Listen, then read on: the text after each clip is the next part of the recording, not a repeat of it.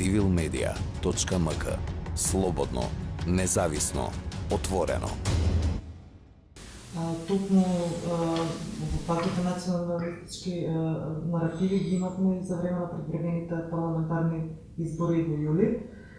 И да помина 2 месеци, како е политичката состојба, општествената состојба после изборите, кое е вашето мислење? Што можеме да очекуваме понатаму? Па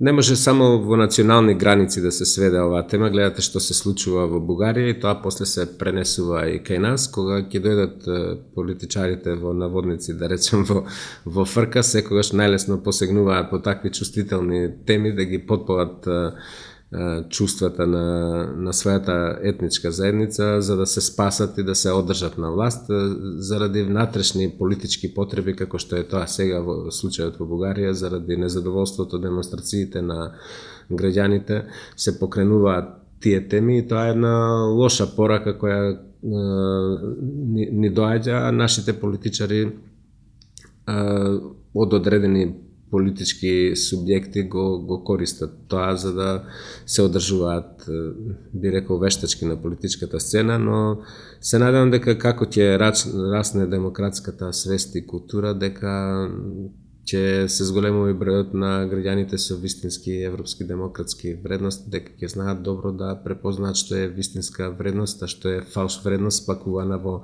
некоја демократска обланда за заштита на етничката припадност, на некои права и така натаму, и дека ќе знаат да им даваат доверба на тие што навистина треба. Најкарактеристичен пример е тоа што никој не го очекуваше, односно малкумина го очекува, големиот број гласови кои ги доби политичката партија Левица. Јас очекувам во наредниот период таа партија да расне, а не да спласнува, ако се следи според тоа какви се реакциите на социјалните мрежи, дали општеството ќе најде соодветен одговор да ги разобличи тие работи. Допрва треба да видиме. Прв тест ќе бидат престојните локални избори. Мислам дека има политичари, политички партии кои свесно одат кон тоа да ги придобиваат на жешки социјални, на жешки национални теми, разочараните и од левицата и од десницата, и на тој начин создаваат голем контингент на гласачи кои може да бидат и изразени по број на пратеници, советници во идните мандатни периоди, многу клучни во конституирањето на општинските совети и на парламентарното мнозинство. Веќе ми одговорите на следното прашање, што ти беше до локалните избори, имаме една година, кои се вашите прогнози, конкретно за Велес, што останало до локални избори уште да се направи и што мислите како ќе продолжи по тоа? Па пред нас се... Вие сте кандидирале уште еден мандат?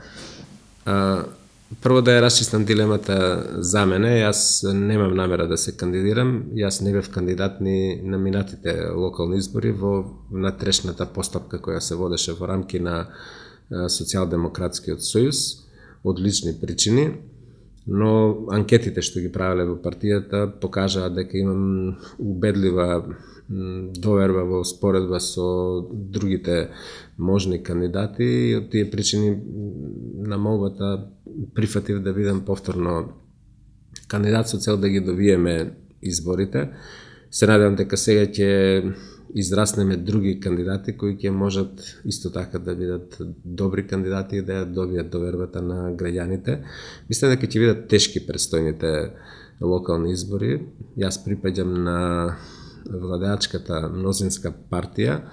Мора да бидеме реални на минатите избори заради вкупниот контекст во општеството и се што се случуваше со шарената револуција и киднапираното општество, загрозената демократија, сето тоа што го правеше претходната гарнитура на власт, ни одеше во прилог и успеавме да добиеме неочекувано исклучително голем, да не речем огромен број на градоначалнички места во државата. Нереално е да се очекува тој, иако е посакувано, нели, но нереално е да се очекува да се повтори тој резултат и тоа не треба да се смета за пораз, значи треба да направиме максимум што можеме во овој период што преостанува од 1 година и 1 месец, да извлечеме максимум од можното, за да имаме образ, што се вели народски, да излеземе пред граѓаните и повторно да ја побараме нивната доверба. И последно прашање, како локалната самоуправа во Беле се подготвува за интеграциите во ЕУ, значи колку и на кој начин се почитуваат европските вредности, дали воопшто постои подршка од граѓаните? Па мислам дека Веле се во добра позиција во било кој аспект да се гледа. Мислам дека сме и лидери во некои области, правиме некои работи што другите не ги прават, сме зачетници на некои нови идеи, користејќи ги европските искуства. Би сакал да се пофалам јавно со тоа што Велес е прва општина што донесе стратегија за развој на Велес како паметен град. Според европските директиви први донесовме и план за одржлива урбана мобилност, исто така според директивите на Европската унија. Вмрежени сме во некои европски организации кај што можеме полесно да ги превземеме тие идеи и искуства, и мојата мисија во наредниот период е тоа да го наметнам врз централните власти кај другите градоначалници да го стават да биде важен приоритет во нивните действувања. Добри сме во обезбедувањето на средства од европските фондови, толку колку што ни се нас на располагање. Во моментов се реализираат 2 значајни проекти кои се финансирани од предпристапните фондови на Европската унија. Очекуваме резултати од 2 апликации кои треба да ги добиеме во наредниот период. Се обидуваме да негуваме вистински вредности, да работиме вистински, а не само декларативно според европските принципи. Дури ако сакате да правите анализа, ова што го најавува сега владата, да се редуцира бројот на работните места, да се намали бројот на вработени во општинската администрација, Велес ви е еден прекрасен пример за тоа. Ако ви кажам дека Велес има изброј на жители со неколку репер општини, да не ги спомнувам сега имињата, ние имаме стотина вработени, некои од општините со ист број на жители, дури и со помал имаат по 200, по 260, дури 430 вработени. Значи,